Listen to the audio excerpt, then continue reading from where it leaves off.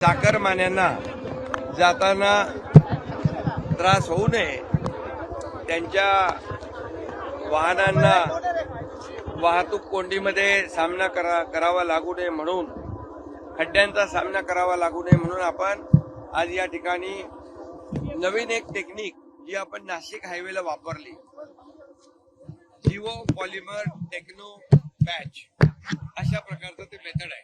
आता तुम्ही जिथं उभे आहात ती 1 तासापूर्वी तो पॅच मारलेला आहे, खड्डा भरलेला आहे. आता त्याच्यातून गाड्या सुरू झालेल्या आहेत. तो एकदम म्हणजे M60चा RMCचा आणि जिओ पॉलिमरचा एक मिक्स मेथड आहे. त्याच्याने आपण एक करतोय. दुसरं जे रॅपिड क्विक, दुसरं एक आहे रॅपिड क्विक हार्डनर M60, हा एक मेथड आहे. त्याच्याने आपण खड्डे भरतोय. तिसरं आहे DLC.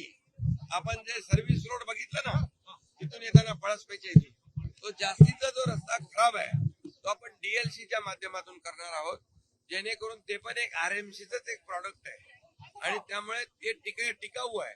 आणि चौथं जे आहे, जिथे आपल्याला ट्रॅफिक जास्त काळ थांबवता येणार नाही अशा ठिकाणी प्रिकास्ट M60चे प्रिकास्ट पॅनल, म्हणजे डायरेक्ट रोड तिथे आपण पॅनल आणून डायरेक्ट जोडायचे, ते आपण पुढच्या स्पॉटला ते आपण करतोय. त्यामुळे हे 4 प्रकारच्या मेथडमुळे हा मुंबई गोवा जो हायवे आहे हा याच्या माध्यमातून खड्डे मुक्त करण्याचा हा आपला आज प्रयत्न आहे आणि त्यावर पूर्णपणे ही टीम काम करते.